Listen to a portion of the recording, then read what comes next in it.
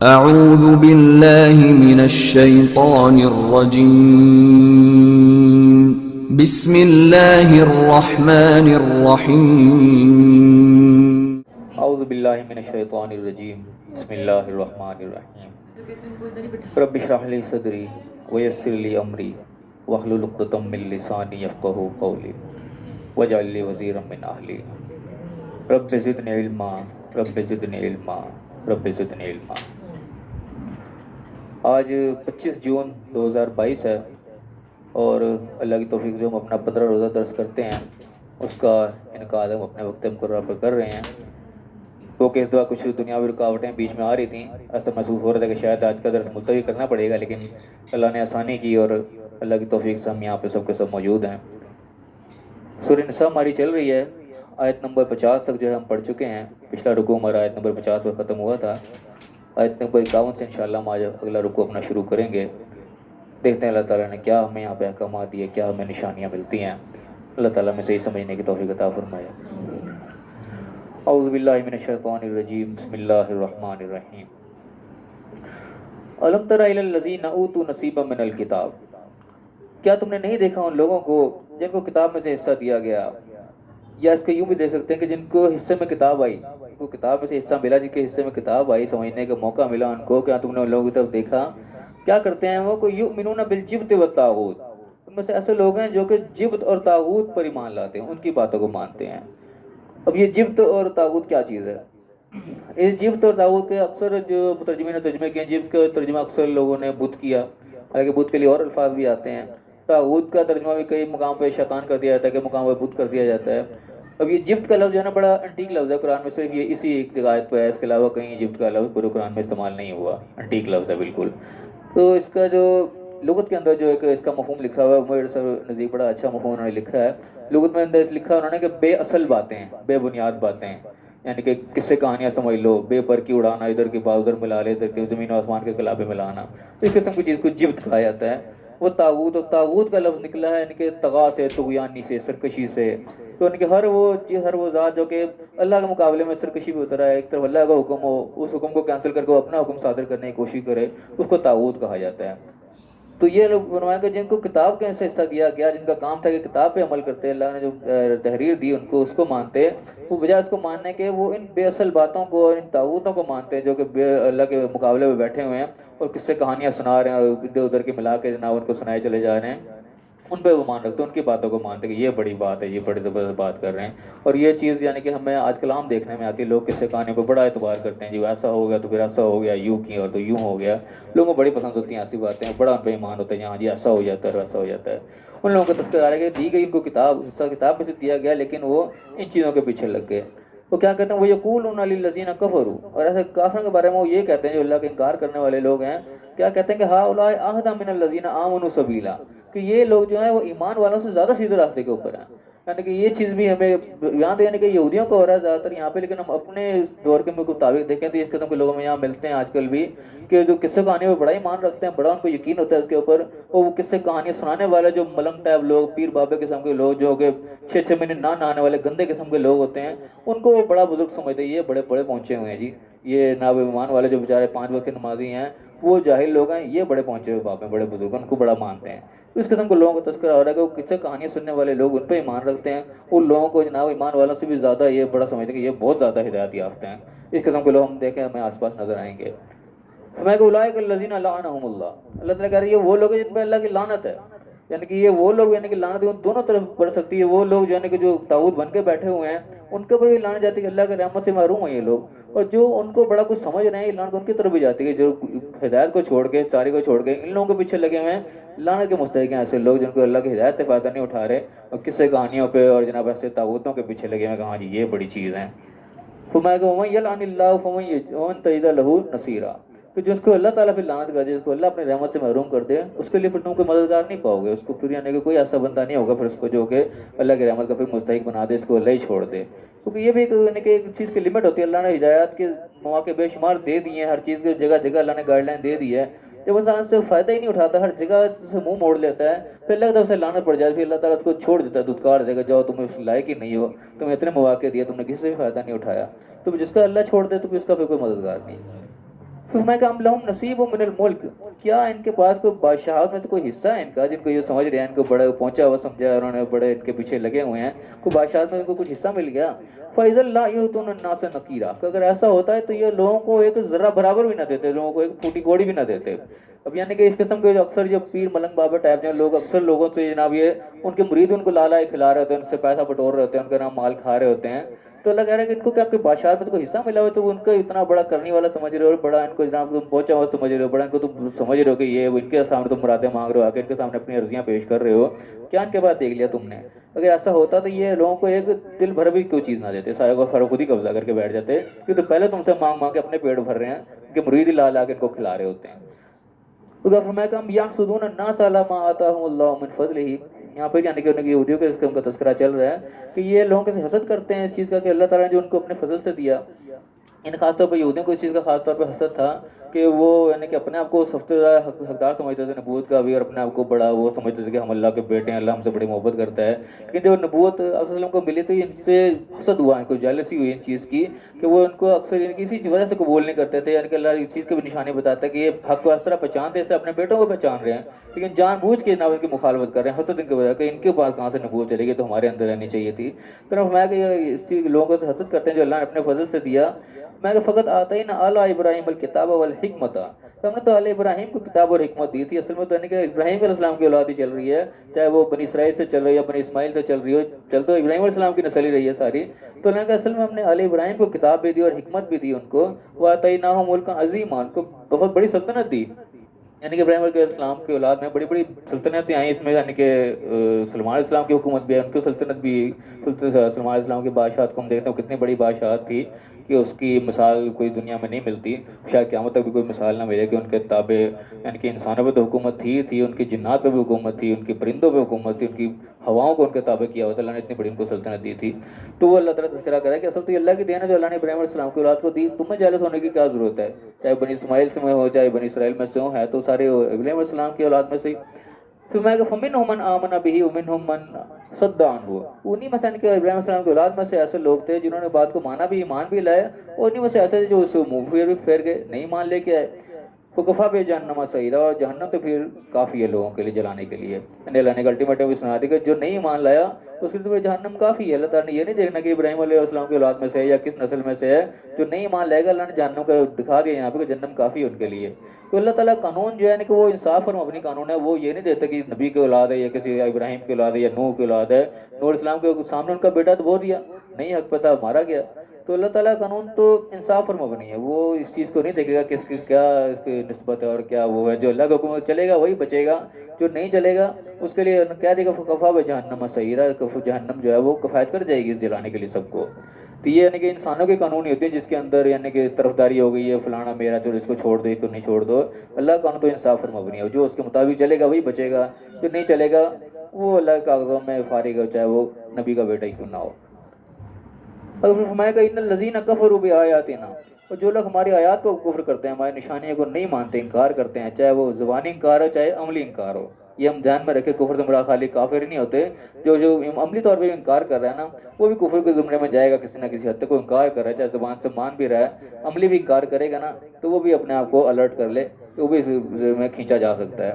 جو آیات سے انکار کر رہا ہے سوف نصلیہم نارا، ہم جلدی اس کو پھر آگ میں داخل کر دیں گے۔ کلما نضجت جلودہم، جب بھی ان کے جلدیں جو ہیں کھالیں جل جائیں گی، بدلناہم جلودا غیرہا، ان کو دوسری کھالیں دے دیں گے، دوسری جلدیں دے دیں گے، لیذوقوا العذاب، تاکہ وہ عذاب کا مزہ چکھتے رہیں۔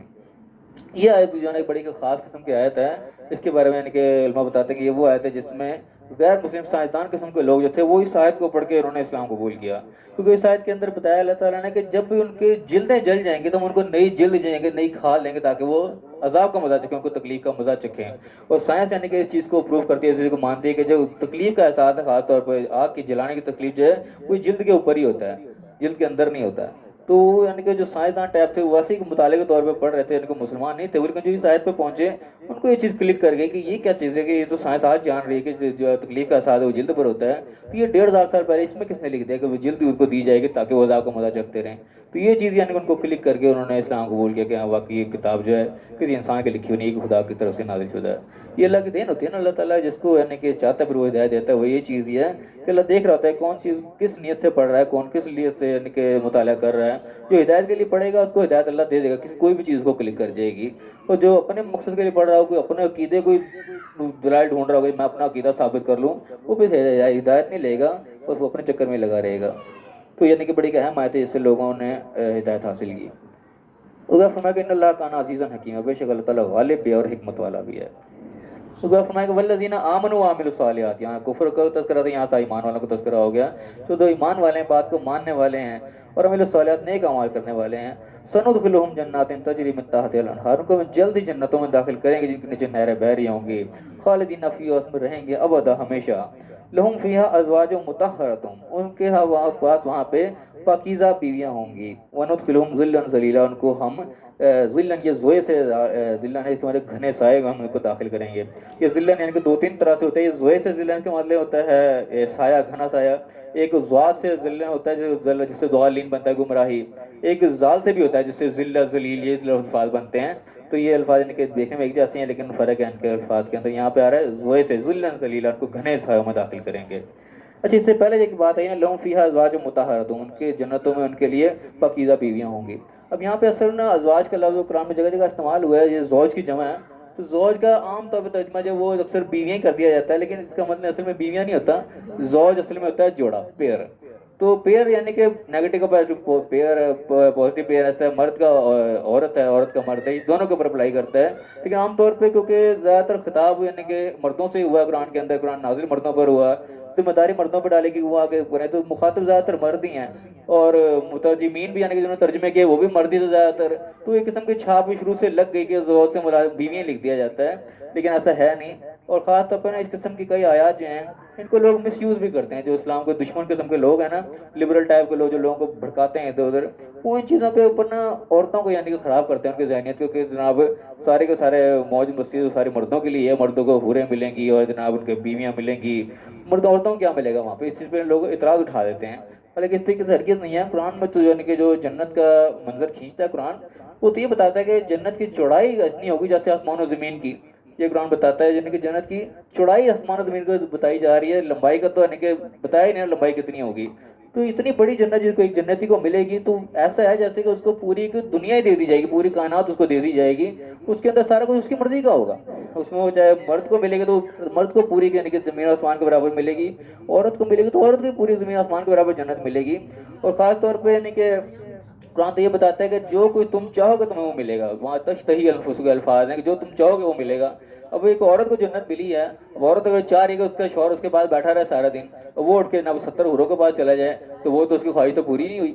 تو یہ بات تو یہاں پہ غلط ہوگی. ایسا ہرگز نہیں ہے. وہاں یعنی کہ اس طریقے سے ہوگا، ہم اصل میں اسی کو امیجن نہیں نہ کر سکتے. ہم جنت کو کمپیئر کرتے ہیں اس دنیا کے ساتھ. تو جو دنیا کی جنت کی چوڑائی دنیا آسمان و زمین کے برابر بتائی جا رہی ہے کہ اتنی بڑی جنت ہوگی جیسے کہ پوری دنیا اس کو مل گئی. اب میں فرق یہاں پہ ہوں، اب میرے پاس یعنی کہ میری ماں باپ ہیں، بہن بھائی ہیں، بیوی بچے ہیں، سارے پوری دنیا میرے یہاں پہ سامنے موجود ہے. اب یہ دنیا میری مرضی کی ہے. اب اس کے علاوہ کسی اور دنیا کوئی اور آباد ہو، وہاں پہ میری بیوی جاتی کوئی اور بیوی وہاں پہ ہو، وہ اس کے پاس کوئی شوہر ہو، کچھ بھی ہو، مجھے اس سے کیا لگے، میرے پاس یہ دنیا میرے سامنے موجود ہے نا. تو وہاں جنت اس طریقے سے ہوگا، وہاں پوری دنیا دے دی جائے گی جنتی کو. عورت کے سامنے اس کی پوری جنت اس کے پاس ہوگی. وہاں پہ اس کے مرضی کا شوہر ہوگا، وہ جو اس کے پاس ہی ہوگا، اس سے پاس کہیں نہیں جائے گا. اس کے مرضی کے اس کے وہاں بیوی بچے جو کچھ بھی ہوں گے، وہ پوری ایک دنیا دے دی جائے گی.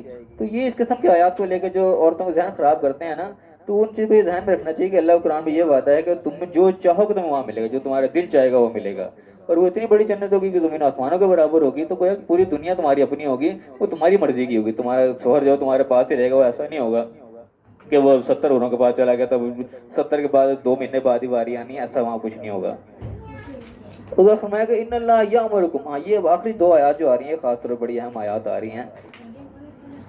یہ بڑے غور سے سننے والی آیات ہیں، سارے اس پہ توجہ دیں. اللہ فرمایا کہ ان اللہ یامرکم، اللہ تعالیٰ تمہیں حکم دیتا ہے کیا، کہ ان تؤدوا الامانات الی اہلیہا، کہ امانتیں جو ہیں وہ ان کے اہل کے حوالے کر دو. اب یہ بظاہر تو بڑی سیدھی سی بات ہے، اس کا ایک مطلب سیدھا سیدھا یہ بھی نکلتا ہے کہ جس نے کہ تمہارے پاس امانت رکھوائی ہے وہ امانت تم اس کو واپس کر دو، ایک سیدھا سیدھا مطلب یہ ہے اس کا۔ لیکن جو دوسرا مطلب نکلتا ہے نا وہ بڑا زبردست، بڑا اہم، علماء نے بڑا اچھا اس کو بیان کیا ہے، ڈاکٹر اسرار احمد جیسے لوگوں نے یا انجینئر صاحب بھی بیان کر رہے ہوتے ہیں، بڑا اچھا بیان کیا ہے اس چیز کا کہ ایک تو سیدھا تو یہ مطلب کہ امانت جو ہے ان کے اہل کے حوالے کر دو، تمہارے پاس امانت رکھوائی اس کو دے دو۔ دوسرا اس کا مطلب یہ ہے کہ جس طریقے سے کوئی عہدہ ہوتا ہے، کوئی ایسی چیز ہوتی ہے، کوئی پوسٹ ہوتی ہے جس کے کئی امیدوار کھڑے ہوتے ہیں اس پوسٹ کے لیے، اب اس میں تم نے یہ چننا ہے کہ اس پوسٹ کا اہل اصل میں کون ہے۔ وہ پوسٹ تمہارے پاس ایک امانت کے طور پہ تم اس کے اہل کے حوالے کرو گے، کہ جو اس کا ڈیزرونگ ہوگا اس کو وہ چیز اس کو ملنی چاہیے۔ یہ نہیں ہے کہ ایک پوسٹ تمہارے پاس خالی ہے اور تم دیکھو جب 10 بندے لائن میں لگے ہیں، اس میں یہ میرا رشتہ دار ہے، یہ میرے دوست کا بیٹا ہے، یہ میرے بھائی کا فلانا ہے، یہ مکانا ہے، تم اس کو دیکھو یا چلو اس کے حوالے کر دو یہ میرا اپنا، نہیں، وہ امانت میں خیانت ہو جائے گی۔ اللہ تعالیٰ یہاں پہ حکم دے رہا ہے کہ امانت ان کے اہل کے حوالے کرو۔ تو یہ جو پوسٹ بھی ہیں کسی کو تم نے کہیں جگہ پہ لگانا ہے، یہ ایڈ وہاں پہ اپلائی کرتی ہے کہ تم جو اس پوسٹ کا ڈیزرونگ ہے، جو اس کا حقدار ہے، جو اس کا اہل ہے، اس کو تم دو گے، یا تمہیں یہاں حکم دے رہا ہے۔ تو یہ ایک بڑا خاص اس کا پہلو ہے کہ ہمیں اس دنیا پہ ہمیں لاگو کرنے کی ضرورت ہے کہ جس چیز پہ ہم کسی کو نوکری پہ لگا رہے ہیں، کسی کو کوئی بھی چیز دے رہے ہیں، تو ہم اس کے حوالے کریں جو اس کا اہل ہے۔ یہ اللہ اس خاص طور پہ اس پہ حکم دے رہا ہے۔ اور وہ فرمایا کہ وَإِذَا حَكَمْتُمْ بَيْنَ النَّاسِ أَن تَحْكُمُوا بِالْعَدْلِ، اور جب تم لوگوں کے درمیان فیصلہ کرو تو پھر عدل کے ساتھ فیصلہ کرو۔ اس میں عدل انصاف ہونا چاہیے، اس میں کسی کی طرفداری نہیں، کسی کے دو نمبری نہیں کہ یہ میرا چلو اس کے حق میں فیصلہ دے دو، وہ میرا دشمن اس میں لڑائی ہے چلو اس کے خلاف فیصلہ دے دو، یہ کام نہیں۔ ان دونوں آیات میں یعنی کہ ایک پہلی چیز یہ بتائی جس کو تم نے پوسٹ دینی ہے وہ اس کے اہل کو پوسٹ دینی ہے۔ دوسرا حکم یعنی کہ اس پوسٹ والے کے اوپر اپلائی ہوگا جو اس پوسٹ پہ وہ بیٹھ گیا ہے، اب اس نے جو فیصلہ کرنا وہ بھی انصاف کے ساتھ کرنا ہے، وہ بھی کسی کے ساتھ ڈنڈی نہیں مارے گا پھر۔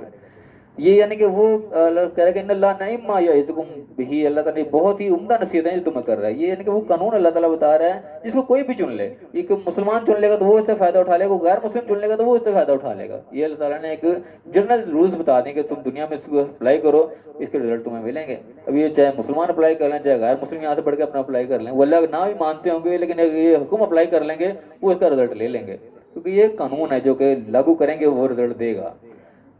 اور فرمایا کہ ان اللہ کانا سمیع بصیر، اللہ تعالیٰ سننے والا بھی ہے، دیکھنے والا بھی، جو تم کر رہے پھر اس کی نظر میں ہو۔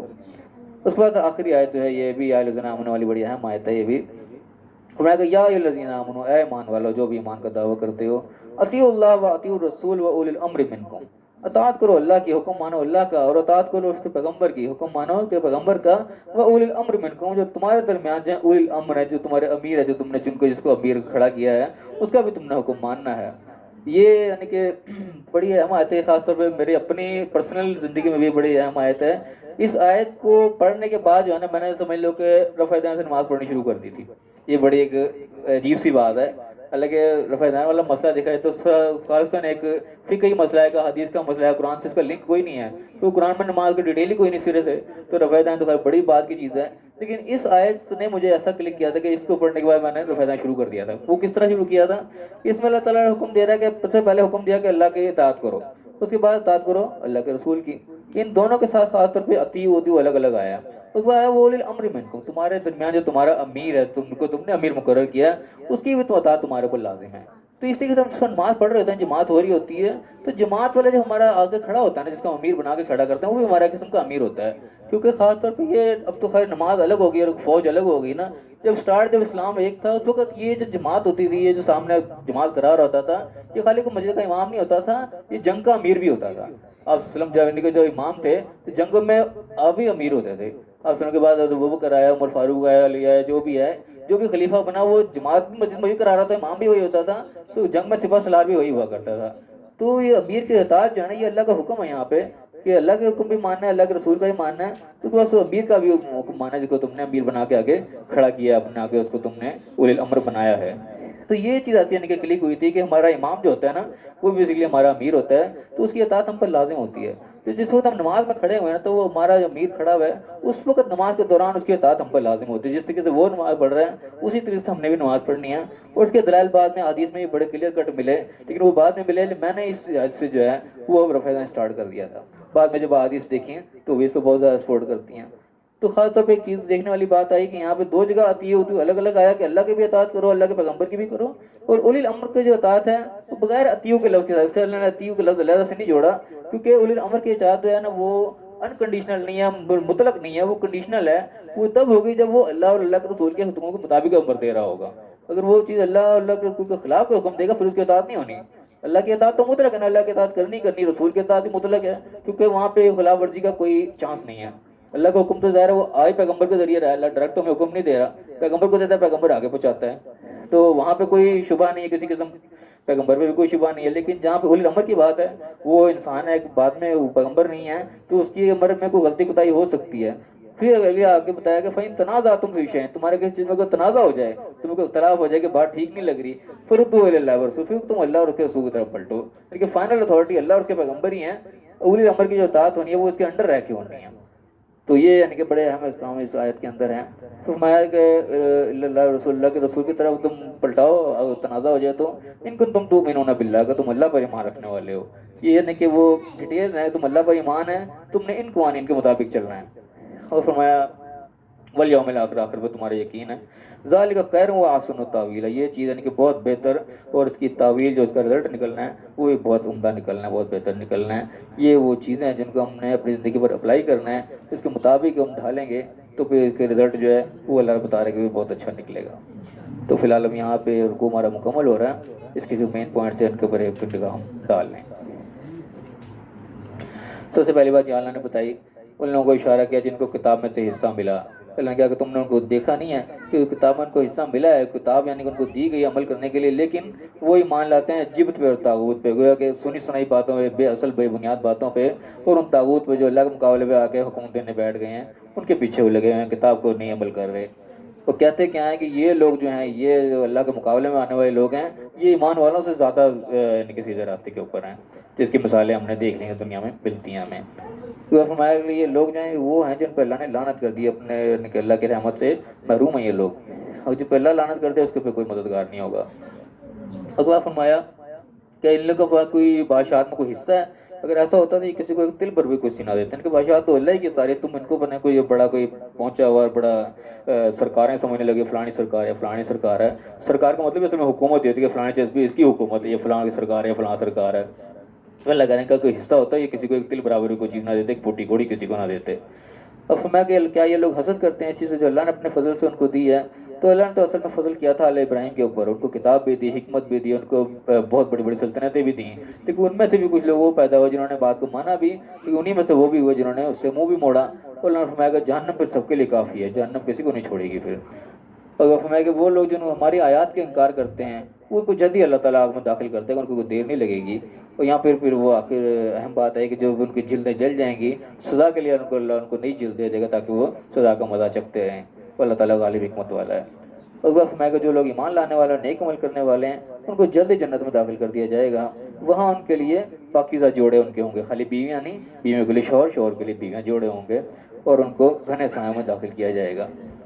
اور اللہ تعالیٰ نے اہم حکم دیا کہ جو امانتیں ہیں وہ ان کے اہل کے حوالے کرو. یہ خاص طور پہ وہ آیات ہیں جو ہمیں یاد رکھنے والی ہیں کہ امانت میں خیانت نہیں ہونی چاہیے, کہ وہ کسی درجے کی بھی ہے. کوئی پوسٹ کا حقدار ہے, پوسٹ اس کو ملنی چاہیے.